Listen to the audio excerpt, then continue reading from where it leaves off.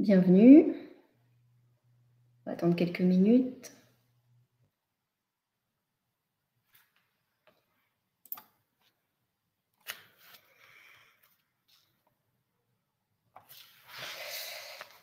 Donc, bonjour à tous, bienvenue à notre webinaire aujourd'hui qui est sur le thème les encadrants et le risque routier. Donc ce webinaire va être animé par la CARSAT. Donc avec moi, il y aura Patrice Grémont-Prey qui est contrôleur de sécurité à la CARSAT. Moi je suis Julie Herbois, donc je suis ingénieure conseil. Avant même de commencer, un petit point juste sur l'organisation de ce webinaire. Donc, ce webinaire est enregistré, ce qui nous permettra derrière de récupérer un replay. Il sera également interactif. Vous serez sollicité au fil de l'eau durant la présentation via des sondages. Pour y répondre, il faudra donc cliquer sur votre onglet de droite sur les sondages. Et enfin, si vous avez des questions tout au long de ce webinaire, n'hésitez pas à les poser via le chat. Un temps de réponse sera dédié en fin de présentation. Alors, nous allons dans un premier temps, commencer par un petit sondage pour pouvoir aborder au mieux ce webinaire. Donc, le premier, c'est quelle est votre fonction première au sein de votre structure. Donc, vous avez 5 possibilités: RH, préventeur, chef d'entreprise, responsable d'équipe ou membre du CSE. Et un second sondage tout de suite dans la foulée. Voilà, pour connaître votre niveau de connaissance et d'implication en prévention dans l'entreprise. Donc, est-ce que vous êtes novice, vous avez aucune connaissance sur la prévention des risques professionnels? Est-ce que vous avez bénéficié d'une formation initiale? Est-ce que vous êtes préventeur dans l'entreprise ou est-ce que vous êtes préventeur décisionnaire dans l'entreprise? Voilà, on vous laisse quelques secondes pour pouvoir y répondre.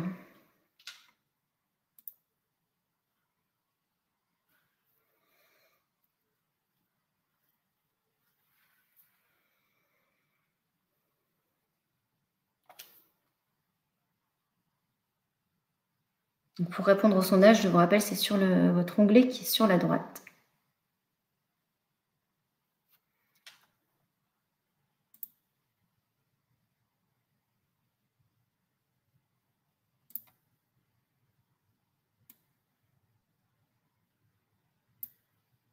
Alors, je vous laisse encore quelques secondes.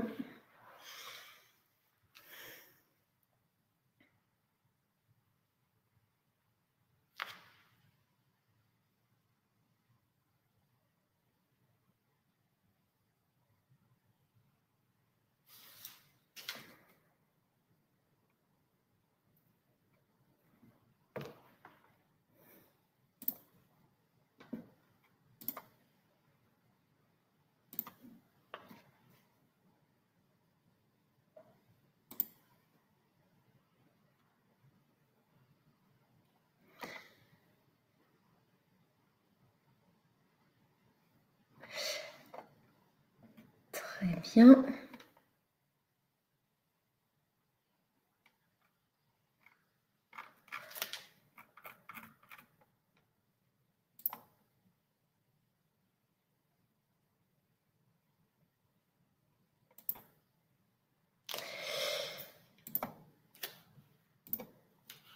On va pouvoir poursuivre.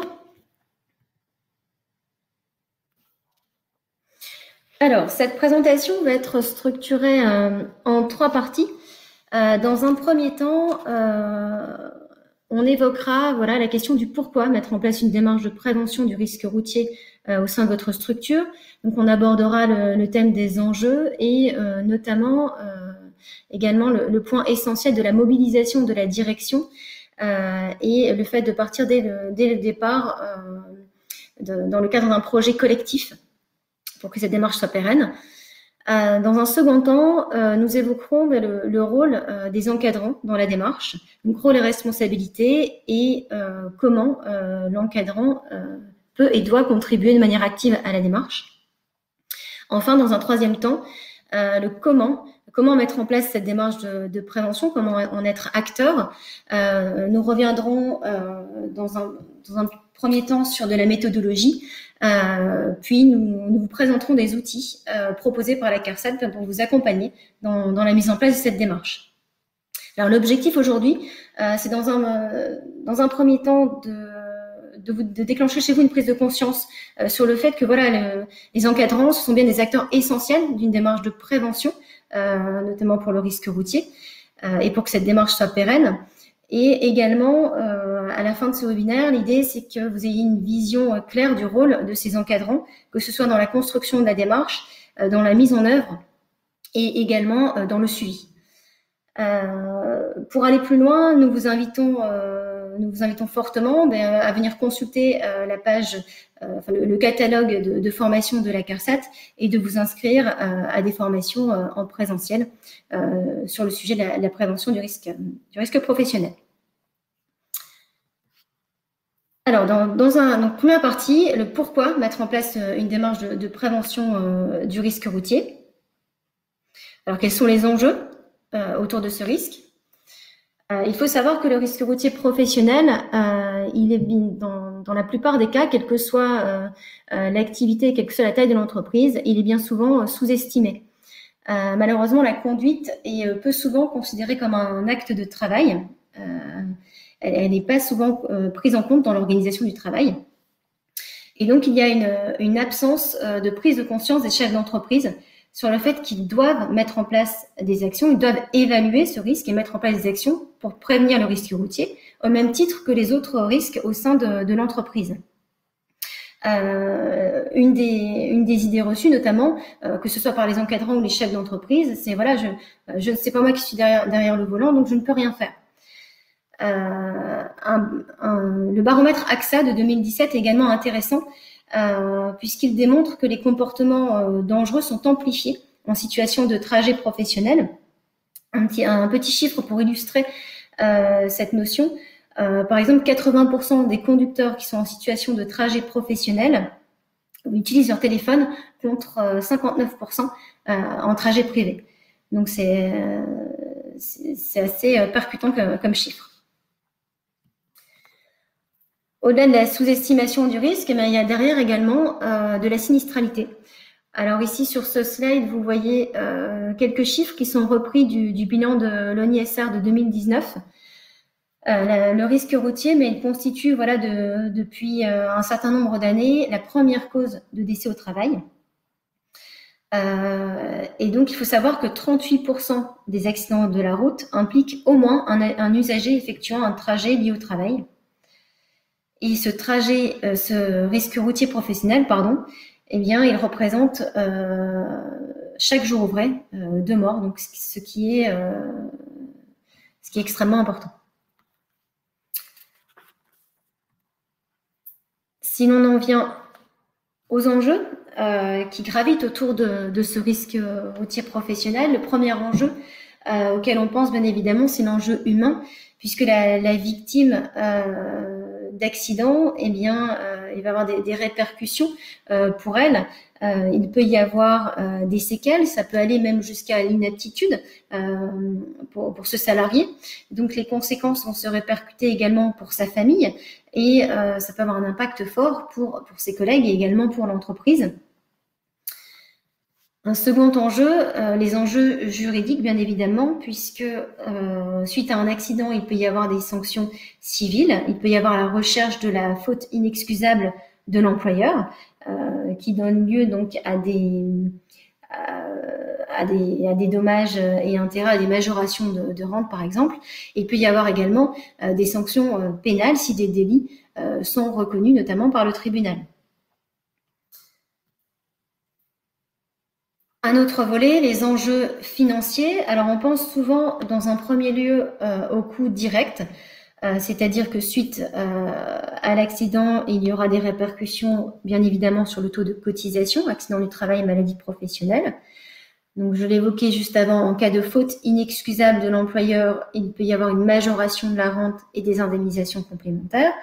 Mais en termes d'enjeux financiers, il n'y a pas que ça. Il y a également de nombreux coûts indirects, Notamment, mais il y aura en cas d'accident de la circulation, mais il y aura tous les impacts sur le véhicule, donc tout ce qui est dommages matériels et donc primes d'assurance qui sont associées.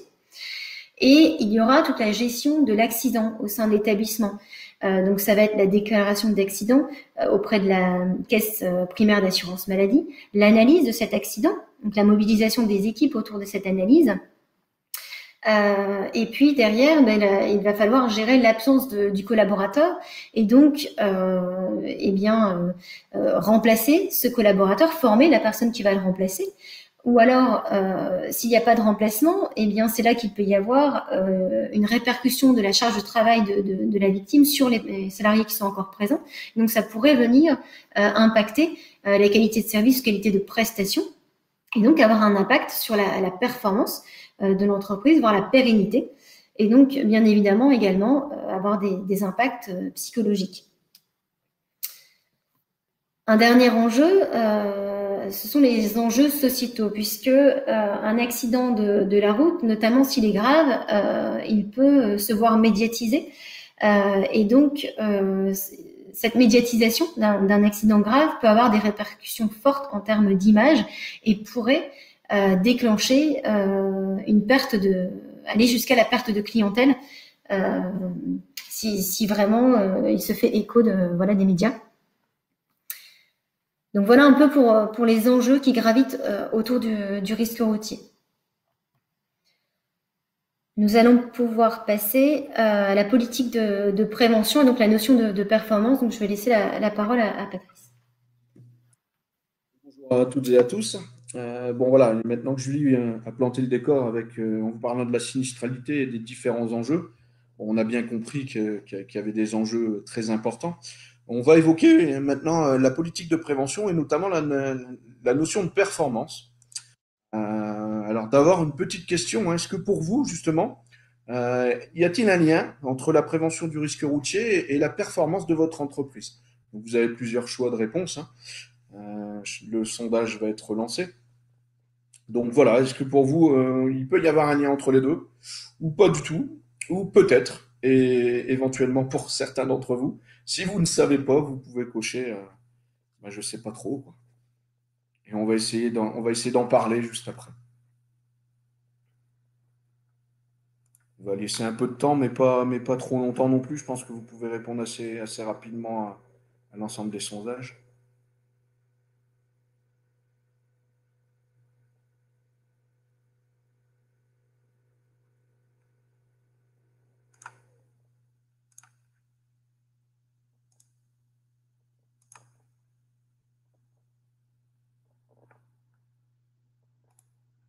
Voilà, bon, je pense que ça doit être bon. Donc voilà, donc vous avez répondu à votre âme et conscience, hein. Donc si on parle de notion de performance, donc on va planter le décor, hein, on a l'entreprise qui est ici présente. Évidemment, il y a beaucoup de choses qui sont à prendre en compte. Donc si on regarde bien, parmi notamment toutes les dépenses, et également bien sûr les rentrées d'argent, on doit être performant dans de nombreux domaines, hein. On doit être performant bien évidemment dans la production, hein. Ça c'est le rôle primordial pour une entreprise. L'objectif est de fabriquer, de concevoir et de gagner de l'argent, hein, c'est clair. Mais bien sûr, à côté de ça, il y a beaucoup de choses à prendre en compte. On doit être performant dans la partie administrative, dans les finances et la comptabilité, mais également dans la maintenance. Les machines doivent être régulièrement entretenues, vérifiées, éventuellement réparées. Dans le transport logistique, c'est pareil. Il y aura pas mal de choses qui vont dépendre justement de la qualité, je dirais, de l'image de l'entreprise.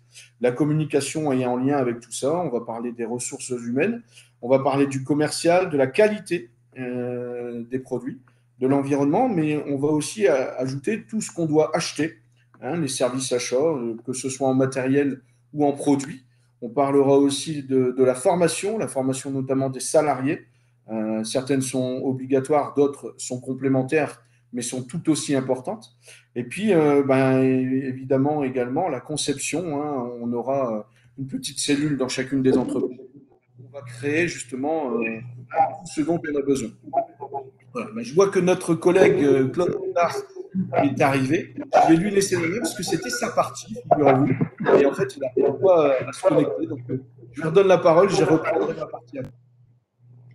Oui, bonjour à tous, bonjour à mes collègues, puisque on s'est simplement aperçu tout à l'heure, mais problème de connexion, désolé.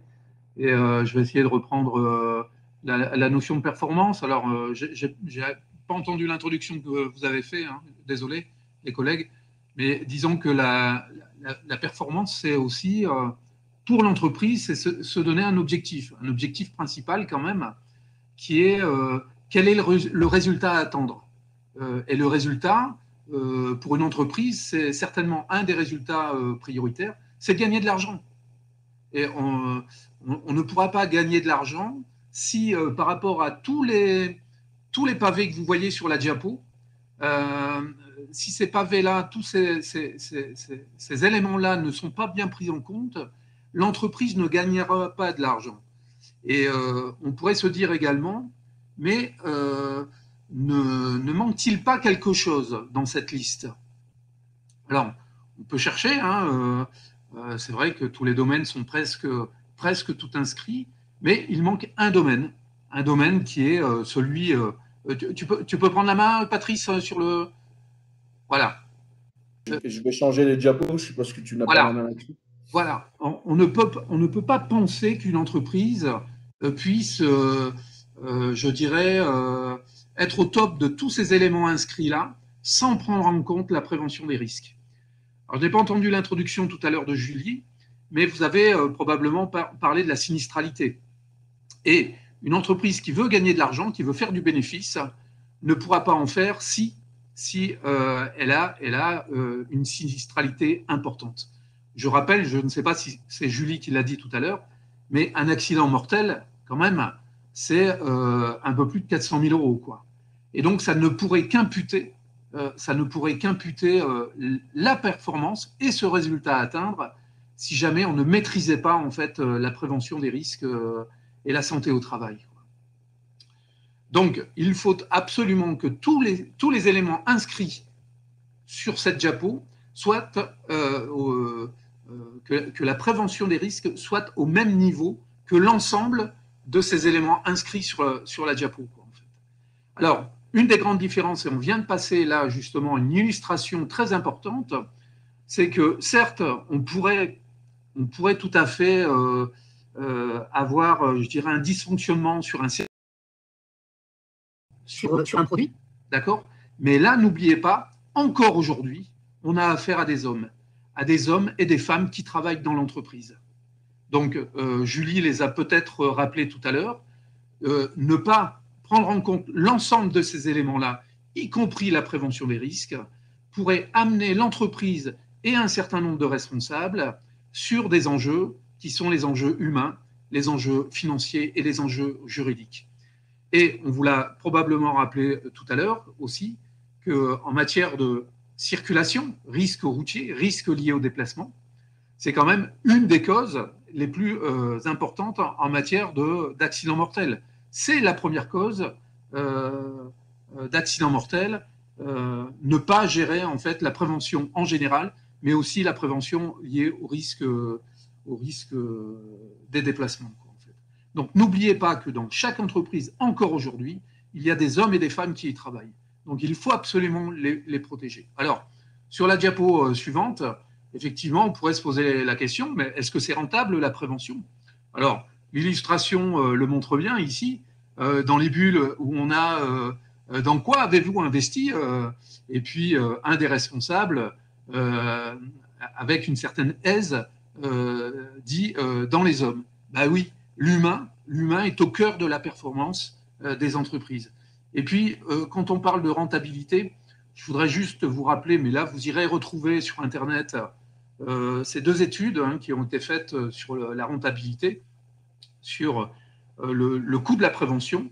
Eh bien, une étude montre que, de manière très générale, un euro investi en prévention pourrait vous permettre d'en récupérer 2,2.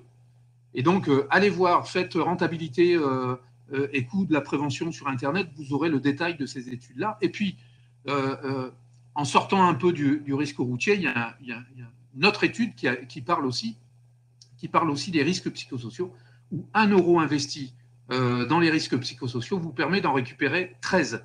Alors, ce n'est pas anodin, hein, et je pense que l'idée d'être mal dans sa peau, mal dans sa tête, au volant, c'est certainement des situations plus que rencontrées, quoi. Donc, n'hésitez pas à vous poser la question, est-ce que chez vous, la prévention est rentable? Et je suis prêt à parier qu'on pourrait se trouver un terrain d'entente et de dire oui, la prévention est un des facteurs permettant la performance de l'entreprise. Voilà. Merci beaucoup, Claude. Donc, je reprends la main du coup, hein.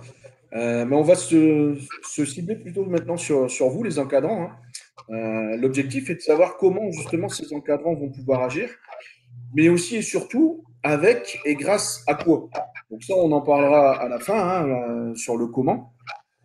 Par contre, on va bien évidemment démarrer sur la démarche de prévention, puisque ça va être quelque chose de très, très important. Et si on ne comprend pas comment mettre en place une démarche de prévention, on aura du mal à travailler en prévention sur le risque routier comme sur n'importe quel, évidemment. Par contre, je vais demander aux collègues de couper le micro, parce que je crois que ça fait.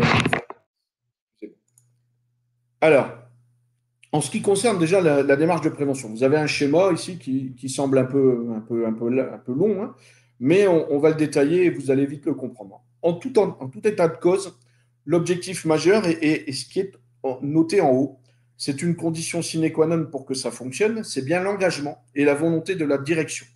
Sans cet engagement et sans cette volonté, on n'arrivera à rien. Et en matière de prévention, c'est bien la base de tout. Alors Claude va revenir sur ce sujet tout à l'heure, dans la suite du webinaire, mais vous verrez que cet engagement et cette volonté de direction sera primordial pour lancer une démarche et pour obtenir des résultats. Alors une fois qu'on a lancé la démarche, l'objectif prioritaire de départ sera de réaliser un diagnostic en hygiène, santé et sécurité au travail. Alors ça, le diagnostic, c'est quoi? C'est savoir où on en est à l'instant T en matière de prévention dans cette entreprise. Alors comment on va pouvoir réaliser ce diagnostic? Il va falloir qu'on s'appuie sur deux choses. Les deux pavés que vous voyez sur chaque côté du pavé diagnostic. Il va falloir regarder tout ce qui a été fait sur les analyses a priori et sur les analyses a posteriori. Alors a posteriori, après, on est d'accord, c'est bien tout ce qui va toucher les analyses d'accidents du travail et de maladies professionnelles. Donc on va répertorier l'ensemble de nos analyses ATMP, regarder un peu quels sont les risques qui ont été concernés et ce qu'on a fait, ce qu'on a mis en place pour éviter que ces accidents ne se reproduisent. De l'autre côté, c'est notre évaluation des risques professionnels, notre document unique, qui va nous permettre aussi de regarder quels sont les risques prioritaires qui ont été détachés par rapport à cette évaluation. À partir de ces deux gros pavés, on va réaliser notre diagnostic et grâce à ça, on va pouvoir ensuite évaluer notre niveau, évaluer où on en est en matière de prévention. Mais bien évidemment, il va falloir qu'on prenne en compte les contraintes de l'entreprise. On a des entreprises qui tournent bien. Claude a parlé tout à l'heure justement de rentabilité, mais d'autres ont peut-être quelques difficultés d'ordre financier. Ça peut arriver. Et puis aussi, on va prendre en compte les différents objectifs de la direction. La direction va avoir des objectifs particuliers dans certains domaines qui vont forcément avoir une influence sur l'évaluation qu'on va pouvoir mettre en place en matière de prévention des accidents et des maladies. Alors, une fois qu'on aura évalué et qu'on aura ressorti vraiment nos risques majeurs, prioritaires, il va falloir définir un plan d'action. Un plan d'action au cours duquel il va y avoir des actions d'ordre humain, organisationnel et technique, puisqu'il y a de toute façon toujours des causes humaines, organisationnelles et techniques. Une fois qu'on aura défini ce plan d'action, il va falloir décider, pour décider de ce qui fonctionne ou pas, il va falloir mettre en œuvre ces actions. Et puis surtout, instaurer un suivi, regarder si ces actions sont pérennes, si elles sont efficaces, si elles doivent être modifiées ou pas, si elles doivent être supprimées parce qu'elles créent par exemple d'autres risques. En tous les cas, il va falloir contrôler tout ça et définir notamment des indicateurs pour savoir si ça fonctionne bien. Et ensuite, une fois qu'on aura décidé de tout ça, qu'on aura mis en place, on mettra les actions vraiment en place, on regardera si ça fonctionne, et voyez, après, il y a une flèche qui remonte, ce qui veut dire que dans une démarche de prévention, on n'a jamais terminé. C'est-à-dire qu'à chaque fois, il faut revenir au départ pour refaire un diagnostic et regarder comment et où on s'est amélioré, mais également ce qui nous manque encore, et regarder ce qu'il va falloir de nouveau évaluer et de nouveau définir dans un nouveau plan d'action. Alors ça, c'est, je dirais, la démarche de prévention d'ordre général. Maintenant, on va se cibler un peu sur le risque routier, puisque c'est ce qui vous intéresse réellement. Alors, comment on va faire ce diagnostic?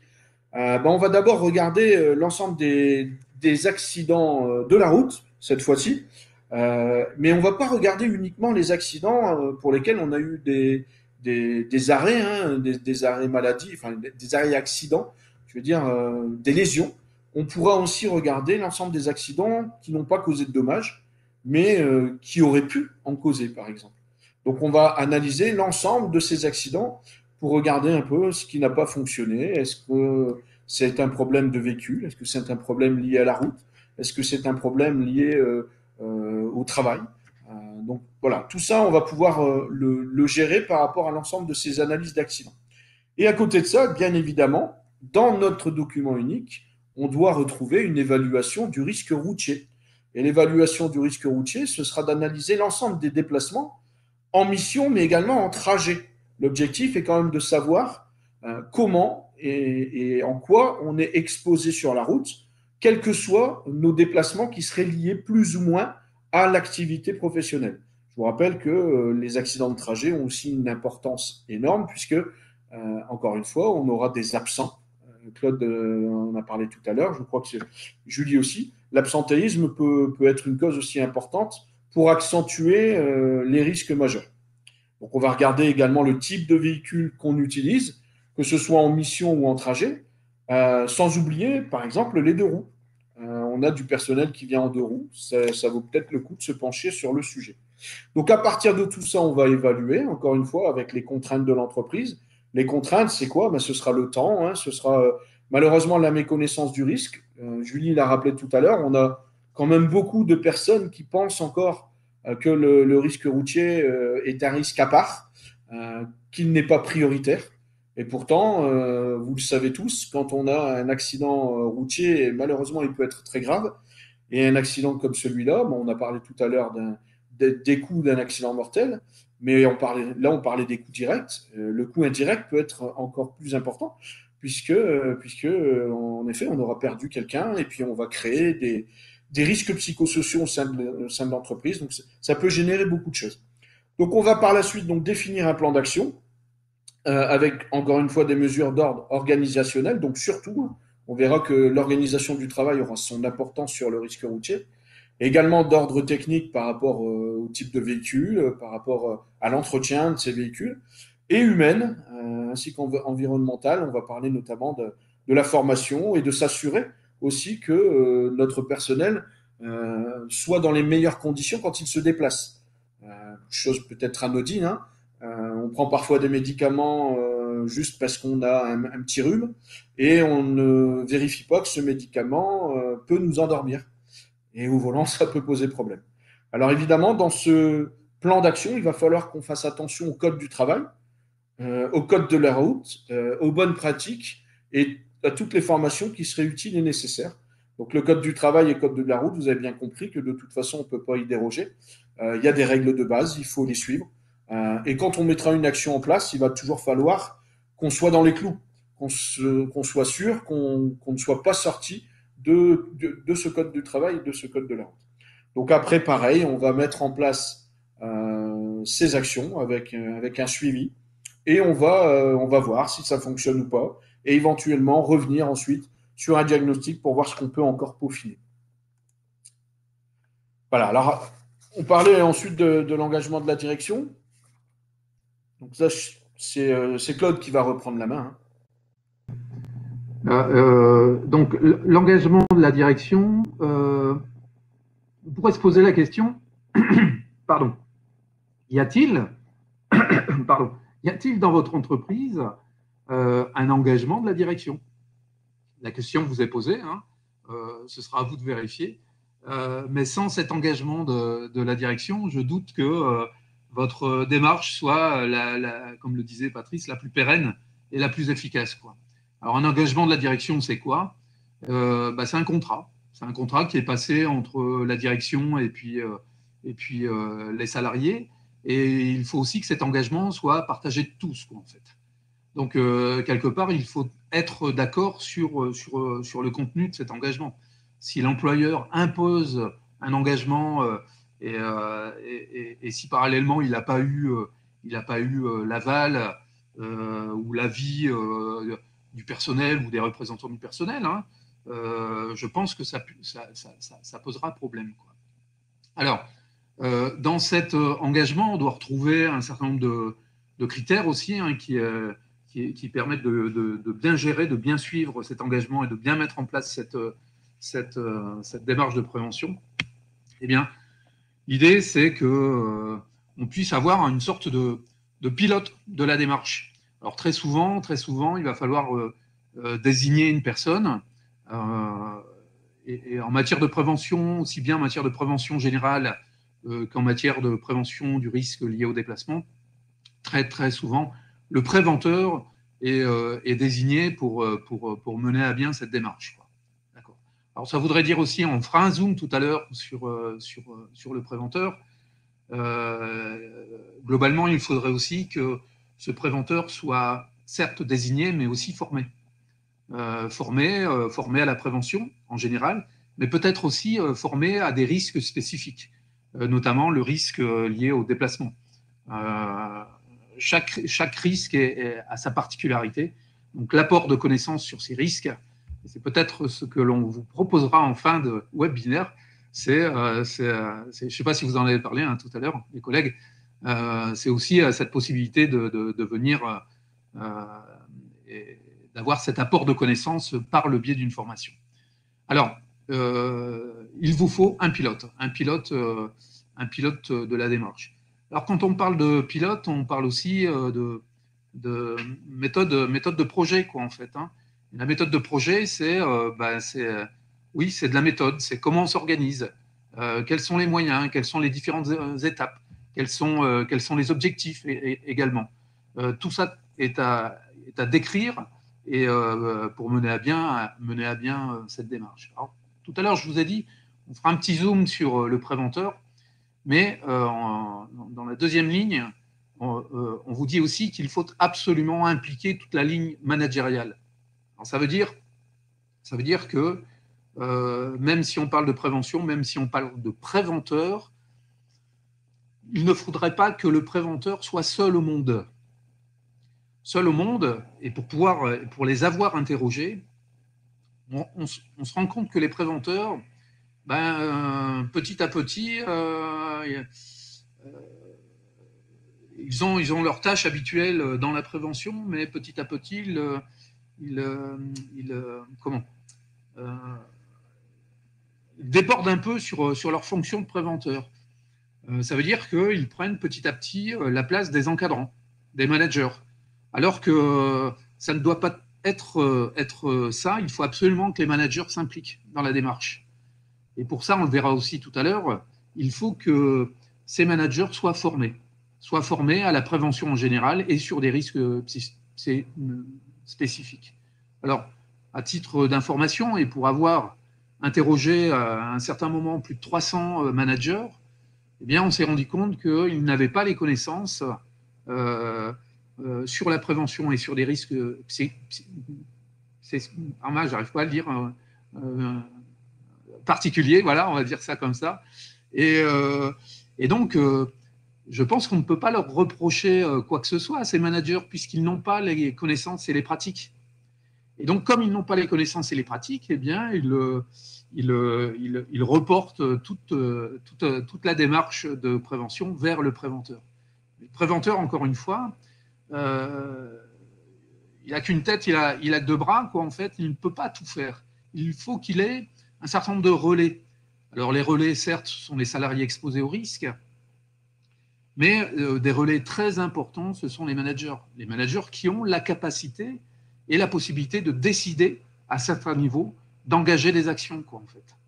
Donc, ces managers, dans vos entreprises, dans vos établissements, il y a vraiment quelque chose à mettre sur la table, et c'est de savoir si exactement ces managers sont formés, est-ce qu'ils pratiquent, et on le verra tout à l'heure, on fera un petit zoom sur quelque chose de très synthétique sur la fiche de fonction des managers.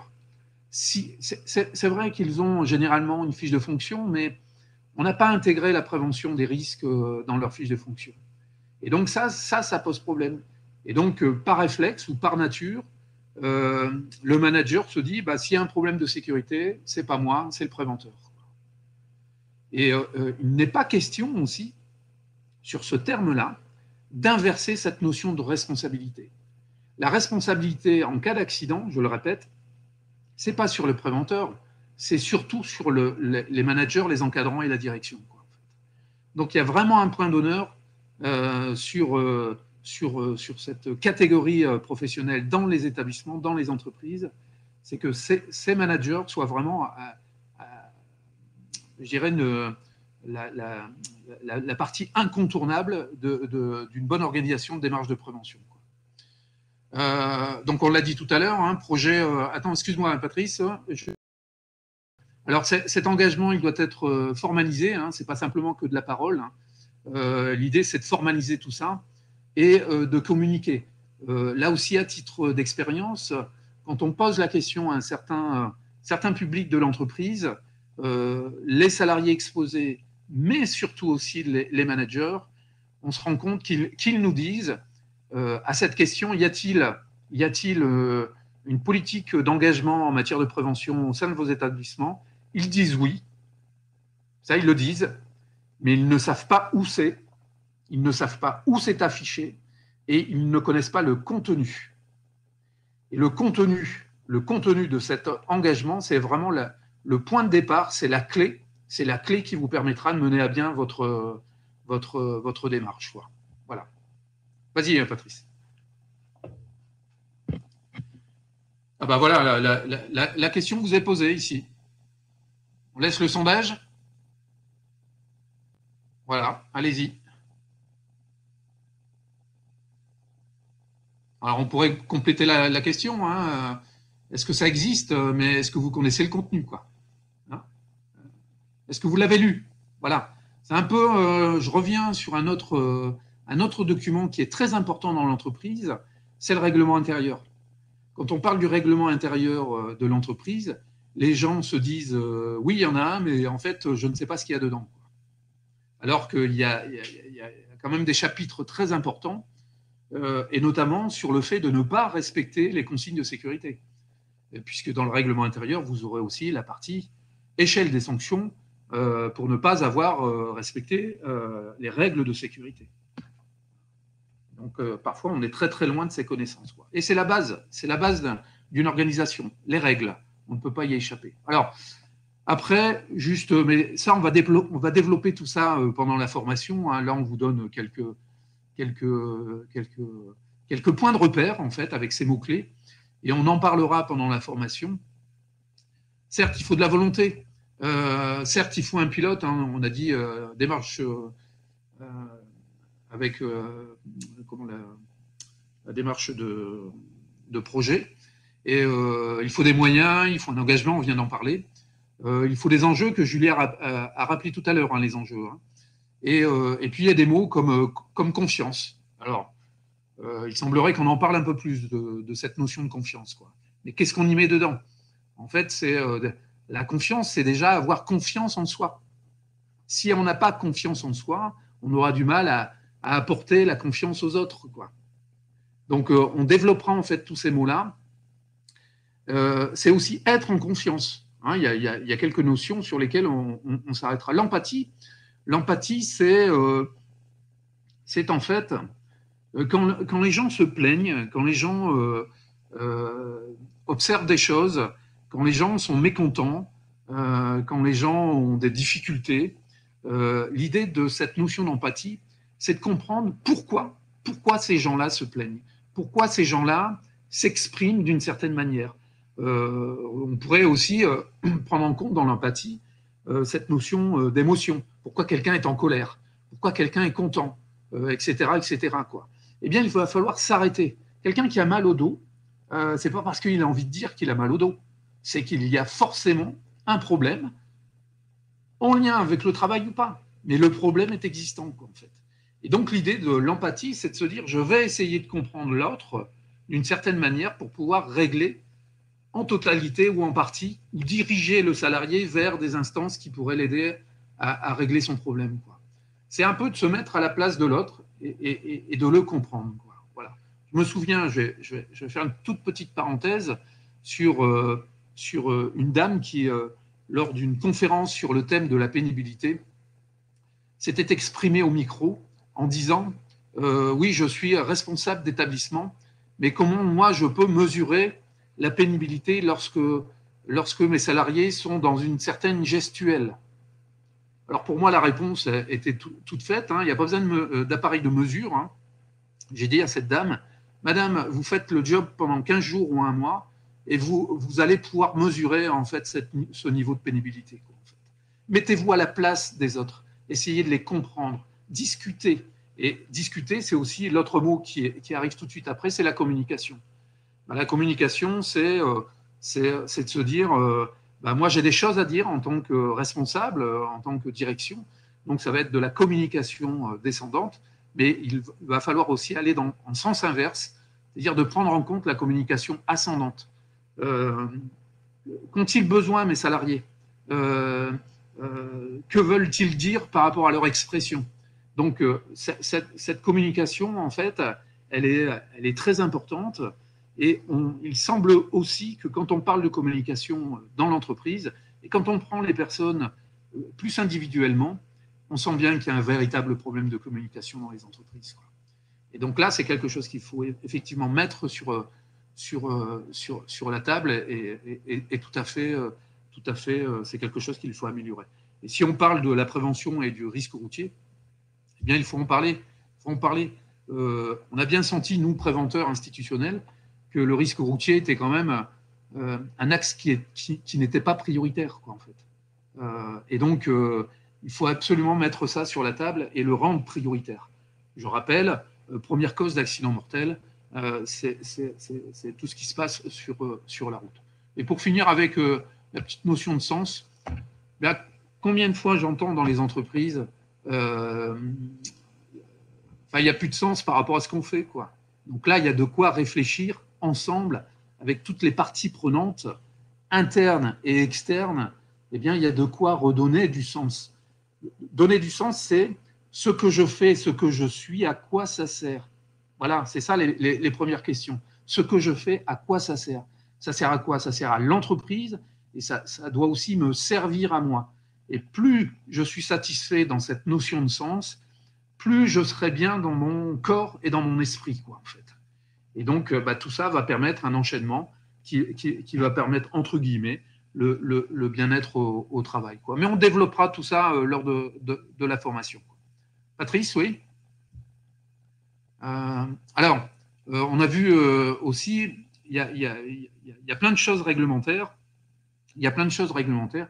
Et chez nous, au niveau du réseau institutionnel, hein, on a aussi apporté en fait un vocabulaire.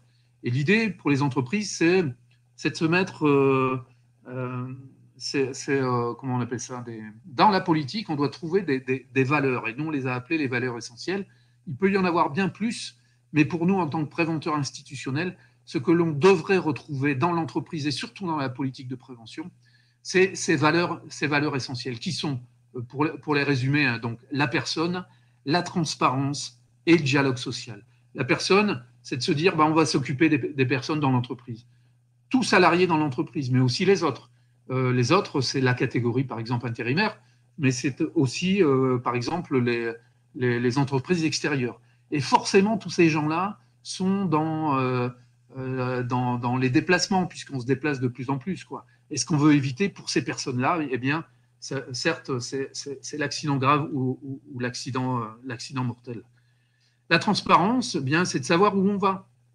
Quels sont les objectifs, quelles sont les différentes étapes. C'est ce que je disais tout à l'heure, c'est la communication ascendante et descendante. Et puis, vous avez le dialogue social. Vous avez des représentants du personnel qui sont non pas on les dit revendicateurs, mais l'idée de favoriser le dialogue social devrait permettre en fait de les impliquer dans la démarche. Et vous avez besoin en fait de ce dialogue social et de l'apport des représentants du personnel pour faciliter aussi la communication et surtout la communication vers les salariés exposés au risque. Ils ont en quelque sorte un dialogue, un vocabulaire, je dirais des réflexes pour parler. Parfois, il y a des écarts entre la direction, les managers et le personnel. Les représentants du personnel sont un des acteurs aussi incontournables dans la communication. Voilà. Donc, à prendre en compte ces valeurs essentielles. Oui, Patrice? Et puis, il y a des points incontournables, hein, c'est de veiller à la réglementation. Alors, on vous l'a mis en acronyme, et là aussi, il faut que ça puisse être quelque chose qui soit instauré dans l'entreprise. C'est-à-dire l'application de cette réglementation qui porte sur ces PGP, qui sont les principes généraux de prévention. Alors, là aussi, il y a une lacune dans les connaissances de ces principes généraux de prévention. Je ne vais pas tous vous les citer, hein, mais il y a 9 principes qui constituent en fait la base de la réglementation. Sans passer par ces principes généraux de prévention, qui est certes une réglementation, mais aussi de la méthode, ne pas passer par ça, vous inviterez probablement à ne pas maîtriser votre démarche. Alors, juste rappeler le premier principe, c'est à la question, lorsque j'ai un risque face à moi, c'est-à-dire pour le salarié, mais lorsque j'expose un salarié face à un risque, la première question à se poser, et c'est une obligation de se poser cette question-là, c'est puis-je l'éviter, puis-je le supprimer, en fait. Et c'est la meilleure façon, et c'est la façon la plus efficace d'agir sur les risques. C'est de se poser la question, puis-je l'éviter et puis-je le supprimer, ce risque-là. Et puis, lorsque je ne peux pas supprimer ou éviter le risque, eh bien, je passerai au deuxième principe, eh bien, qui est d'évaluer les risques. Et après, je rentrerai dans toute cette démarche d'évaluation des risques. Ça veut dire que vous allez vivre avec ces risques-là, vous allez travailler avec ces risques-là, mais, qu'allais-je dire, ils sont présents, mais votre job sera de les évaluer pour les minimiser, pour les maîtriser. Voilà. Et il va falloir faire avec, quoi, en fait. Mais passer à côté du premier principe, c'est-à-dire éviter, supprimer les risques, et du deuxième, de partir sur la démarche d'évaluation des risques, quelque part, vous prendrez d'autres risques, quoi, en fait. Voilà, c'est ça. Vous prendrez d'autres risques, le fait de ne pas maîtriser vos risques. Alors, quelqu'un l'a rappelé peut-être tout à l'heure, mais il y a toute cette notion de responsabilité pénale, civile, et sur lesquels on pourrait s'arrêter. On s'arrêtera aussi pendant cette formation sur ces aspects-là. Mais je ne souhaite à personne d'être engagé dans une procédure liée à la responsabilité pénale et civile. Voilà. Alors, on l'a dit, identifier, évaluer les risques, hein, l'ensemble des risques, y compris le risque lié au déplacement. Il faut favoriser une approche pluridisciplinaire. La pluridisciplinarité, elle est constituée d'acteurs en interne, donc chez vous, en interne, mais vous avez aussi toute la latitude d'aller chercher des acteurs externes pour pouvoir vous aider, pour pouvoir vous accompagner dans votre démarche, quoi. Un des acteurs que vous connaissez probablement ou alors que vous allez connaître très prochainement, eh bien, c'est la CARSAT. C'est le service prévention de la CARSAT qui peut tout à fait vous aider dans votre démarche, quoi. Alors l'idée aussi, malheureusement, on a encore des accidents. Et les accidents, eh bien, il faut les analyser. Et bien pour ça, il faut de la méthode et de la procédure, quoi. Et pour ça, le préventeur, normalement, il a été formé à l'analyse de l'accident et des incidents, et donc il devrait pouvoir apporter cette méthode pour pouvoir affiner au mieux cette analyse. Et si on affine au mieux cette analyse, on peut probablement aussi aboutir à un plan d'action efficace, quoi. Voilà. S'assurer de la responsabilité individuelle et collective, on l'a vu. Et puis on vous propose ici, à titre d'exemple, une politique de prévention. Alors, il n'y a rien de réglementaire, il n'y a absolument rien de réglementaire, mais ce document pourrait inspirer en fait votre réflexion sur la politique à écrire et à mener au sein de votre établissement. Alors, c'est écrit tout petit, mais si vous récupérez le diaporama, vous allez pouvoir faire un zoom dessus et vous verrez que l'idée de l'écriture, c'est bien, et après, il faut mettre tout ça en application. Voilà. Alors, rôle et responsabilité des acteurs de prévention. Alors, on a une liste, on vous a mis une liste des acteurs. Hein. Oui, Patrice? Alors, sondage, un accident grave corporel d'un salarié en cours de mission peut engager la responsabilité de, alors, en 1, le salarié conducteur pour le risque routier, l'employeur en 2, l'encadrement en 3, et le 4, le préventeur. Donc, si vous avez quelques minutes pour répondre, on vous laisse répondre. Qui prend en main les sondages, Patrice, Julie? Je ne me souviens plus là. Bon, ben, tu vas pouvoir On laisse. Tu vas pouvoir enchaîner. On enchaîne. D'accord. On enchaîne. Vas-y. Alors, on vous a mis quelques acteurs principaux. Hein. On l'a dit tout à l'heure, le chef d'entreprise qui doit s'engager avec un pilote de la démarche, avec des moyens. Et c'est vraiment la clé ouvrir, je dirais, le domaine de la prévention. Quoi. On a ce salarié désigné compétent qui s'appelle aussi, il peut s'appeler aussi préventeur, il peut s'appeler aussi ingénieur sécurité, il peut s'appeler animateur prévention. Voilà, plusieurs titres peut-être lui donner, mais surtout pas, et surtout pas pour nous, la notion de responsable de sécurité.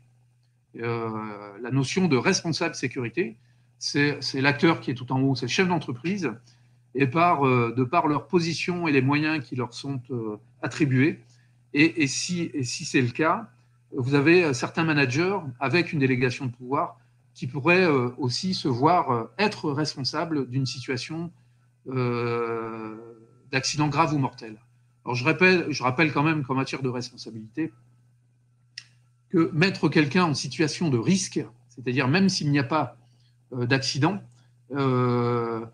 quelqu'un peut être reconnu comme responsable. Le fait de laisser quelqu'un en insécurité peut aussi engager la responsabilité du chef d'entreprise et des encadrants. Alors, on l'a dit aussi, CSE, C2SCT, les représentants du personnel, sont des acteurs incontournables. Et puis, dans les salariés, vous avez les salariés exposés au risque, vous avez les encadrants, vous avez les chefs d'équipe, mais on pourrait avoir des fonctions un peu parfois oubliées dans la démarche. C'est par exemple l'acheteur. Tiens, un acheteur, mais que viendrait-il faire dans une démarche de prévention? L'acheteur, si on lui demande d'acheter par exemple un véhicule au moindre coût, eh bien forcément celui qui va l'utiliser ne sera pas forcément en sécurité, quoi, en fait. Si on ne prend pas en option un certain nombre d'équipements qui pourraient limiter en fait l'insécurité de la personne qui utilise le véhicule. Donc l'acheteur, il faut aussi qu'il soit dans la démarche, impliqué dans la démarche, et il faut aussi qu'il soit donc sensibilisé et formé à la prévention des risques. Alors, vas-y Patrice, s'il te plaît.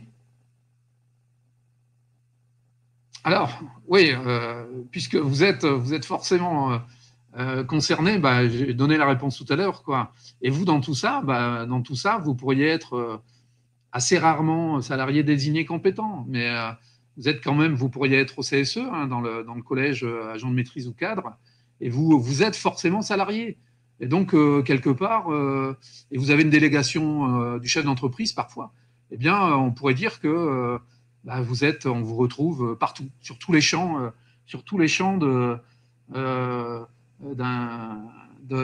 mission ou de la fonction de préventeur, quoi. Puis en plus, vous avez vous avez sur vos épaules, je le répète, hein, cette notion de responsabilité. Il est très, très mal vécu, à titre d'expérience aussi, très, très mal vécu. J'ai connu des gens qui avaient été mis en examen suite à accident du travail, accident mortel. Je peux vous assurer que ces managers qui avaient été concernés par toute cette procédure liée à la responsabilité, notamment pénale, et toute cette ambiance qu'ils ont subie, et notamment puisqu'il y a un autre acteur qui va arriver en matière de responsabilité, c'est la police. La police qui va vous questionner, qui va vous interroger, comme on pourrait le voir dans certains feuilletons à la télé. Ce n'est pas exagéré parfois de remettre en réalité ce qui se passe à la télé par rapport à des situations réelles. Voilà. Donc, pour revenir sur l'encadrant, on avait dit de faire un zoom sur le manager et puis sur le préventeur. Voilà ce qu'on pourrait retrouver un peu sur la fiche de mission ou de fonction. Alors après, on utilise les mots qui vous vont bien, quoi. Et pour le manager, oui, Patrice, on va retrouver une liste de phrases. On va retrouver une liste de phrases que l'on pourrait retrouver dans. On les a pas à l'écran, hein, Claude. Je me permets, Comment? on les a pas à l'écran. Hein. On les a pas à l'écran? Non, non, non. D'accord. Et la fiche de mission, en fait, on devrait pouvoir retrouver comme quoi l'encadrant a vraiment cette notion, il est sur cette notion de responsable, responsable de situation de travail et responsable des personnes. Et donc, ça veut dire que sur la fiche de mission, on doit pouvoir retrouver bien le fait qu'il ait un certain nombre de moyens. Sans moyens, il ne peut rien faire. Sans moyens, il ne pourra pas se défendre en matière de responsabilité. Il devra aussi avoir cette notion d'empathie vers le personnel. Il devra aussi avoir la main mise sur le fait d'avoir, par exemple, des situations d'urgence ou des situations où il y a un coup de bourre dans le travail. Eh bien, c'est lui qui doit pouvoir réguler, quoi, en fait. C'est lui qui a la main là-dessus. C'est lui qui a la main sur son équipe, sur son personnel. Et écouter son personnel s'il est en difficulté. Donc, tout ça doit faire partie, en fait, et c'est la notion d'RPS, hein, il doit être à l'affût. L'encadrant, c'est, je dirais aujourd'hui, ce n'est plus le rôle qu'il a joué il y a 20 ou 30 ans, quoi, en fait. L'encadrant, il est vraiment, il doit être repositionné dans l'organisation du travail et en particulier sur la prévention des risques. En fait.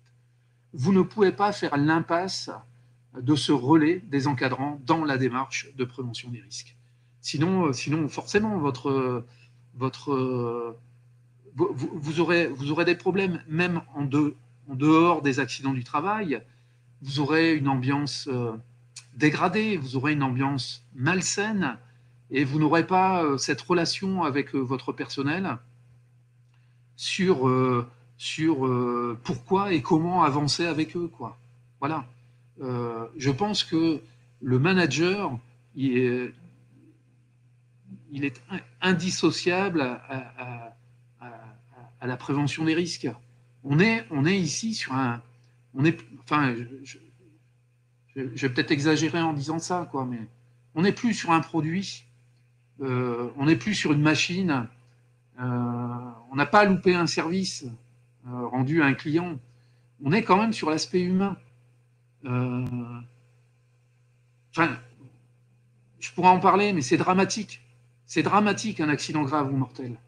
Je dirais seuls ceux qui ont vécu ça pourraient en parler et dissuader les autres, quoi, en fait. Mais voilà, quoi. Là aussi, il faut le ressentir, quoi. Il faut le ressentir. Et de se dire, il n'est pas question d'abîmer en fait son personnel au travail, tout en sachant qu'il y a le travail et tout ce qui se passe en dehors du travail, quoi, en fait. On a une vie, normalement, après le travail. Donc, dans la fiche de fonction, il faut absolument mentionner tout ce qui concerne la prévention pour le manager. Ne pas l'avoir risque de vous faire aller vers des situations dramatiques. Et préventeur, si on veut revenir sur le préventeur, encore une fois, le préventeur ne doit pas se substituer au manager.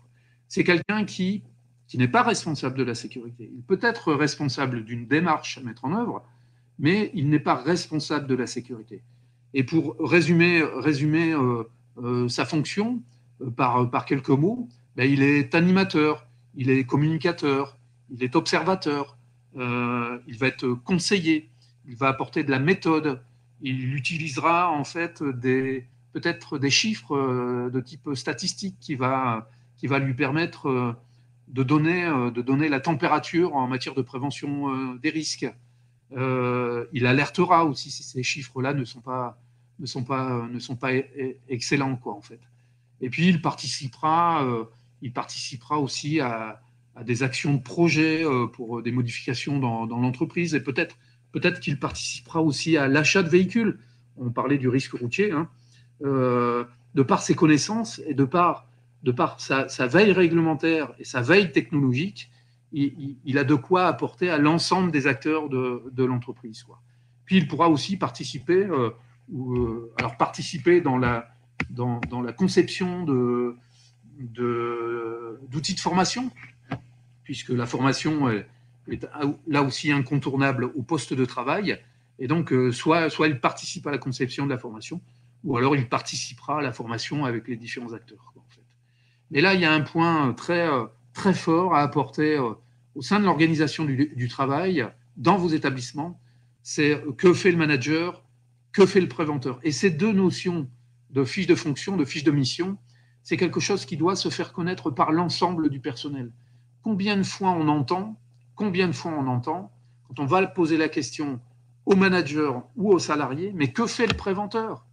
Et personne ne connaît le contenu de ce que peut apporter. Si, il se balade dans l'entreprise, il se balade en voiture, il se balade à vélo, mais on ne sait pas ce qu'il fait, quoi, en fait. Donc, il y a de quoi faire connaître la fonction du préventeur aux salariés exposés au risque, aux IRP, hein, aux représentants du personnel, mais aussi aux managers, puisque la question a été posée à plus de 350 personnes, et dans la majorité des cas, le manager, dans le groupe que j'ai interrogé, quand je leur pose la question, mais vous connaissez le préventeur ? Ouais, on le connaît bien. Est-ce que vous connaissez son nom ? Ah ouais, c'est Marcel, voilà. Mais est-ce que vous connaissez sa fonction ? Qu'est-ce qu'il fait exactement ? Et là, il n'y a plus personne, quoi, en fait. Et donc, il n'y a pas ce lien entre manager et préventeur. Donc, c'est chacun pour soi, quoi. Donc, il y a de quoi faire du rapprochement. Voilà. Oui, Patrice ?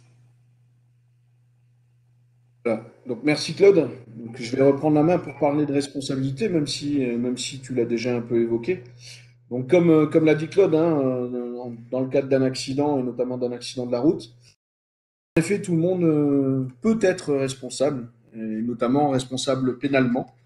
Donc ça, on ne l'a pas précisé, mais pour répondre au sondage, voilà, on peut tous être responsables à des degrés différents, même si le principal responsable, puisqu'il il est chef d'entreprise, en cas d'accident du travail, il est forcément responsable. Derrière, pénalement, on peut tous l'être. Alors, on va cibler un peu justement sur ces rôles de responsabilité par rapport aux acteurs. On va commencer par celui qu'on connaît tous bien évidemment, c'est le rôle de l'employeur, en sachant qu'il y a des règles, puisque c'est inscrit dans le Code du travail et notamment dans la loi de 91. L'employeur doit prendre les mesures nécessaires parce qu'il doit notamment assurer la santé et la sécurité de tous ses salariés, je dis bien de tous ses salariés, y compris les salariés intérimaires, et qu'il doit protéger justement ses salariés au niveau santé physique, mais également au niveau santé mentale. On a parlé tout à l'heure des risques psychosociaux. Donc c'est le cas. Donc l'employeur a cet objectif, ne pas blesser ses salariés, et il doit prendre toutes les mesures nécessaires pour le faire. Alors comment il va le faire justement ? Il va s'appuyer sur des mesures qui vont notamment comprendre des actions de prévention liées par exemple à l'information, mais aussi à la formation.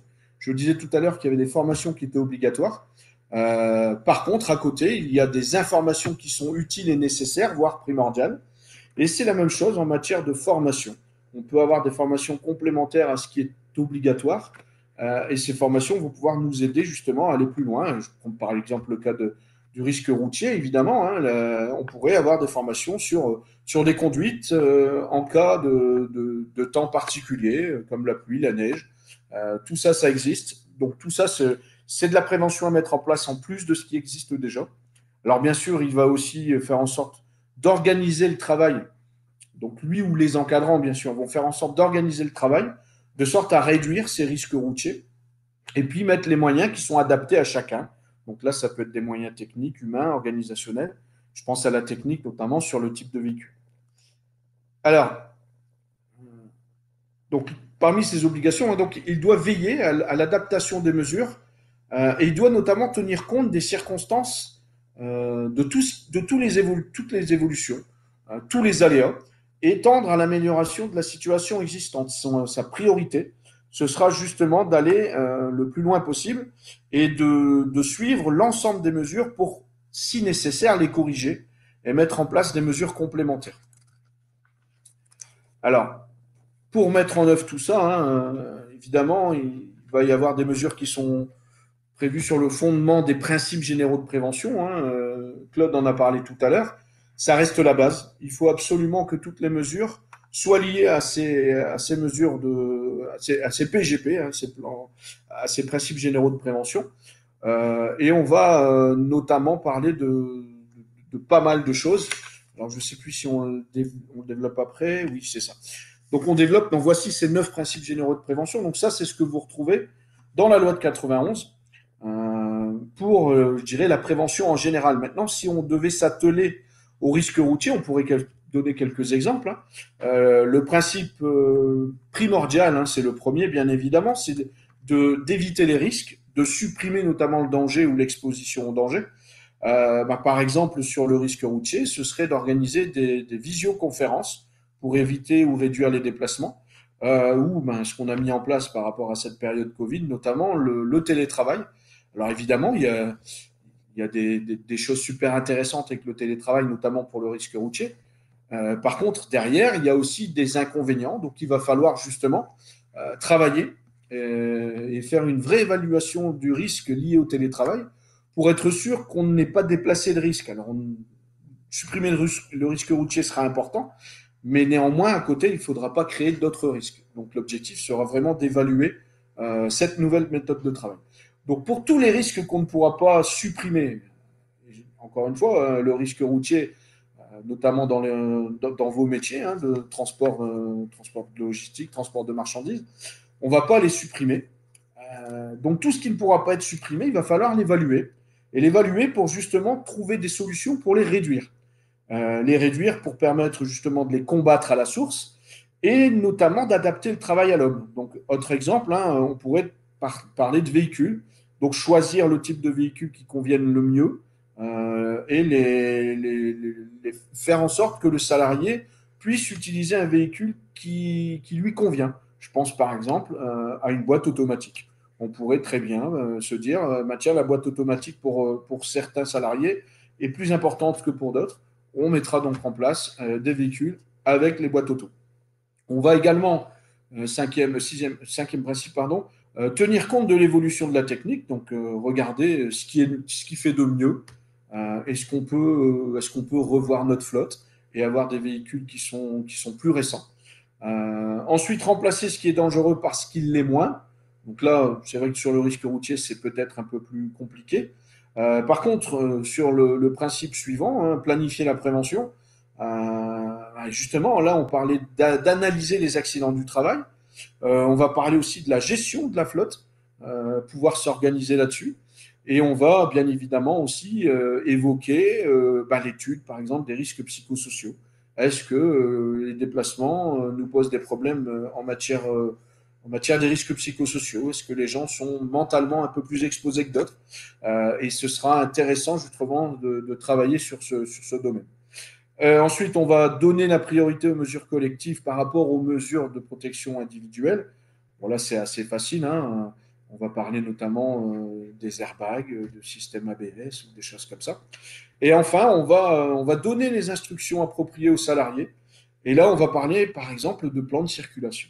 Donc voilà, à chaque fois que vous faites une analyse d'accident ou une évaluation des risques professionnels, À partir du moment où vous allez déterminer un plan d'action, il faudra toujours vous baser sur ces 9 principes généraux de prévention. Votre action, il faudra toujours qu'elle réponde à ces principes et il va toujours falloir pour vous que vous fassiez le maximum pour qu'elle puisse répondre au premier principe.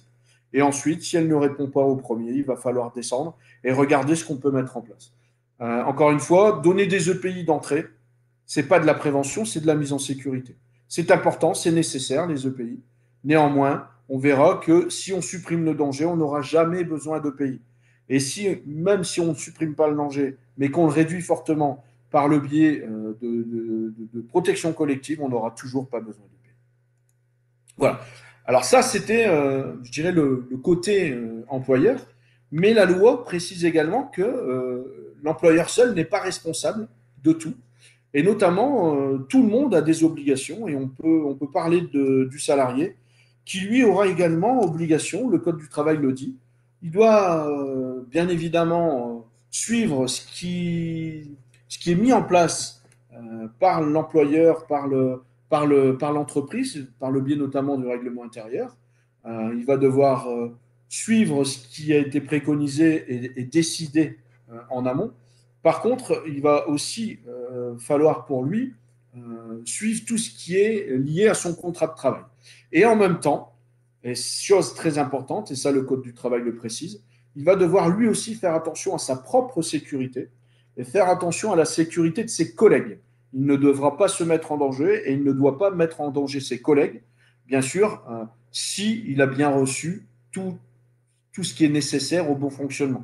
C'est-à-dire, par exemple, l'ensemble des formations utiles et nécessaires pour pouvoir travailler. Alors, autre chose, hein, vous avez sans doute déjà entendu parler du droit de retrait. Hein, en plus de ses obligations, le salarié a des droits. Il peut se retirer s'il constate une situation de danger grave et imminent. Alors, par contre, moi, je le précise tout le temps, hein, avec ce droit de retrait, moi, j'accompagne cela avec un devoir d'alerte. On entend souvent parler de droit de retrait, droit d'alerte. Pour moi, c'est un devoir d'alerte et un droit de retrait. C'est-à-dire qu'à partir du moment où on estime être en danger dans son travail, on a le droit de se retirer, mais on se doit avant tout d'alerter nos supérieurs, notre hiérarchie et donc forcément l'employeur. Et à partir de ce devoir d'alerte et de ce droit de retrait, on va pouvoir se retirer. Alors ça peut être par exemple le cas sur le risque routier. Le véhicule n'a pas été vérifié régulièrement, les plaquettes de frein n'ont pas été changées et on se rend compte que le véhicule est un danger puisqu'il ne freine plus correctement. J'alerte donc la direction et je dis que tant que le véhicule ne sera pas remplacé, je ne prendrai plus ce véhicule. Donc soit vous m'en donnez un autre pour la mission, soit je fais autre chose. En tous les cas, je ne continuerai pas à rouler avec ce véhicule s'il n'est pas en sécurité. Voilà, donc ça c'est important aussi le droit de retrait. Il faut en informer l'ensemble des salariés. Certains ne sont pas au courant qu'ils ont ce droit. Par contre, encore une fois, bien expliquer que pour utiliser le droit de retrait, il faut vraiment qu'il y ait un danger grave et imminent. On ne se retire pas pour rien. On a ce devoir d'alerte et on a aussi, il faut aussi se dire que quand on utilise le droit de retrait, ça ne veut pas dire qu'on ne fait plus rien. On fait autre chose. On continue à travailler. On est toujours sous la subordination du chef d'entreprise. Par contre, on se retire de la situation dangereuse et c'est ça qui est important. Alors, si on parle de l'encadrant, hein, bien évidemment, lui, il est concerné par l'ensemble, puisqu'il est à la fois salarié et il est à la fois le rôle de l'employeur en ce qui concerne justement les obligations qui sont transmises par rapport au contrat de travail, par rapport au règlement intérieur, par rapport à la façon de fonctionner. Et donc, si on regarde bien, il est concerné par les obligations de l'employeur liées à la loi de 91 et il est également concerné par la loi liée aux salariés. Et en même temps, il peut lui aussi utiliser son devoir d'alerte et son droit de retrait. Voilà, l'encadrant, hein, encore une fois, hein, on le précise, a un rôle primordial puisqu'il est partout. Voilà, il est partout.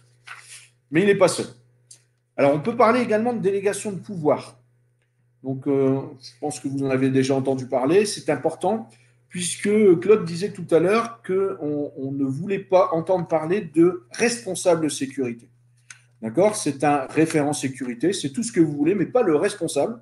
Parce que pour être responsable, il faut avoir une délégation de pouvoir totale. Et pour avoir une délégation de pouvoir totale, il faut 3 choses. Il faut qu'on ait autorité, compétences et moyens. Alors l'autorité, en règle générale, quand on est nommé référent sécurité, on a une autorité naturelle puisqu'on doit imposer des choses à l'ensemble de l'entreprise, y compris peut-être à notre supérieur hiérarchique, puisqu'un référent sécurité peut être un salarié qui n'est pas, lui, responsable d'une production ou autre. Donc, il doit avoir autorité. Il faut qu'il ait les compétences. Donc, les compétences, en règle générale, on les a aussi. Mais comme le disait Claude, il faut absolument avoir suivi une formation pour obtenir ces compétences. Mais ça, en quelque sorte, logiquement, un référent sécurité obtient l'autorité et les compétences assez facilement. Par contre, en ce qui concerne les moyens, c'est autre chose.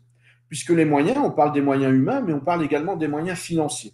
Avoir une totale délégation de pouvoir voudrait dire qu'on ait ces 3 domaines à 100%, et ça voudrait dire notamment que dans les obligations de moyens, ce responsable sécurité ait le droit de signer tous les chèques sans même en aviser son employeur. Et je vous avoue que cette délégation de pouvoir totale est quand même très très rare. Alors aujourd'hui, on explique qu'il faut une signature. Alors en effet, hein, quand il y a une délégation, logiquement, il doit y avoir une signature des 2 parties, employeur et également le délégataire. Néanmoins, on s'est aperçu, suite à des accidents graves et un passage devant le procureur s'est aperçu que parfois on avait des choses qui étaient signées, mais on n'avait pas de véritable délégation. Pourquoi? Parce que le délégataire n'avait pas les moyens totaux et notamment n'avait pas les moyens financiers pour justement assurer cette responsabilité complète. Donc encore une fois, quand on a une délégation de pouvoir, on est également responsable, mais au même titre que les autres. Et pour être autant responsable, je dirais, que le chef d'entreprise, il faut avoir cette délégation totale. Alors autre chose, hein, Claude en a parlé également tout à l'heure, ce fameux règlement intérieur, il est très important. On le retrouve bien évidemment dans les entreprises un peu plus importantes puisque c'est une obligation réglementaire. Néanmoins, pour les petites entreprises, il n'y a pas de cette obligation, mais on préconise tout le temps d'avoir un règlement intérieur même si on est 2 salariés. Pourquoi? Parce que ça nous permet d'ancrer des règles de base. Et dans ces règles de base, on aura le fonctionnement forcément de l'entreprise, le savoir et le savoir-faire de chacun, et puis surtout le savoir-être. L'objectif, c'est aussi de pouvoir travailler ensemble sans gêner, je dirais, les collègues. Dans ce règlement intérieur, on doit également trouver l'ensemble des sanctions possibles si jamais on ne suivait pas justement les règles de base. Donc tout ça, c'est important. L'objectif étant, encore une fois, de respecter les consignes de sécurité, parce que si elles ont été réfléchies, décidées et acceptées par l'ensemble, je dirais, des représentants du personnel, c'est qu'elles ont un intérêt. Et si elles ont un intérêt et qu'elles vous protègent, il va falloir qu'on les suive. Derrière, encore une fois, il y aura des sanctions possibles. Alors, maintenant, pour vous aider, hein, vous avez plusieurs acteurs. Alors, d'abord, les acteurs externes. Là, on vous en a cité quelques-uns. Bien évidemment, le premier acteur qui vient à l'esprit, c'est votre service santé au travail, puisque c'est votre principal conseiller de l'entreprise. Il est là pour vous conseiller sur l'ensemble des risques et notamment sur les petits problèmes qu'on pourrait rencontrer d'ordre, je dirais, risques psychosociaux, encore une fois. Parce que même si le médecin du travail ne va pas divulguer de choses dont il n'a pas le droit de parler, il pourra quand même je dirais, avertir la direction qu'il risque d'y avoir des problèmes puisqu'il a reçu certaines plaintes de salariés. Donc ça, c'est important. Dans le cadre du risque routier, ils vont pouvoir également vous aider, vous accompagner, notamment sur des suivis. On a du personnel qui pourrait avoir quelques problèmes de conduite parce qu'ils sont sous l'effet de médicaments. Il est peut-être important de savoir qu'on prend tel ou tel médicament. On parlera également des addictions, même si ce n'est pas le sujet aujourd'hui, mais travailler sur les addictions, surtout quand on travaille sur le risque routier, est quand même primordial. Donc ensuite, vous avez la CARSAT. Donc nous, on est là tous les 3 aujourd'hui, mais vous avez votre agent de secteur qui vous suit et qui peut justement vous accompagner. Alors, la CARSAT, on a parlé l'aspect conseil. Alors, bien évidemment, on a aussi un rôle de contrôle puisqu'on est l'assureur obligatoire de l'employeur. Néanmoins, on se défend surtout en tant que conseiller de l'entreprise. Et notamment dans ces conseils, il existe également des aides et des aides financières. Donc, n'oubliez pas que vous avez la possibilité, en nous contactant, d'obtenir certaines aides financières liées à différents risques. Et il peut y en avoir également sur le risque routier. Donc, vous avez ensuite l'inspection du travail, alors avec un rôle de contrôle, bien évidemment, puisque son rôle est de veiller à l'application du Code du travail.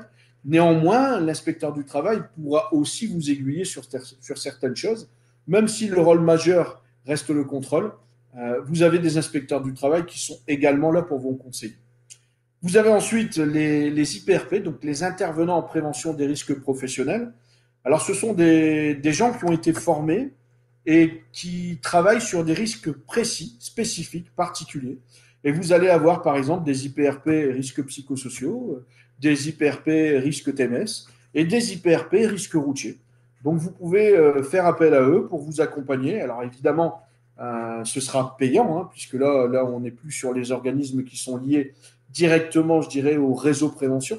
Mais néanmoins, ce sont des personnes qui vont pouvoir aller plus loin avec vous sur différents risques. Et puis ensuite, on va parler de l'INRS, l'Institut national de recherche et de sécurité, où vous allez trouver la majorité des documentations qui pourront vous être utiles. Et on va parler notamment de choses comme les outils OIRA qui vous permettront de faire l'évaluation des risques.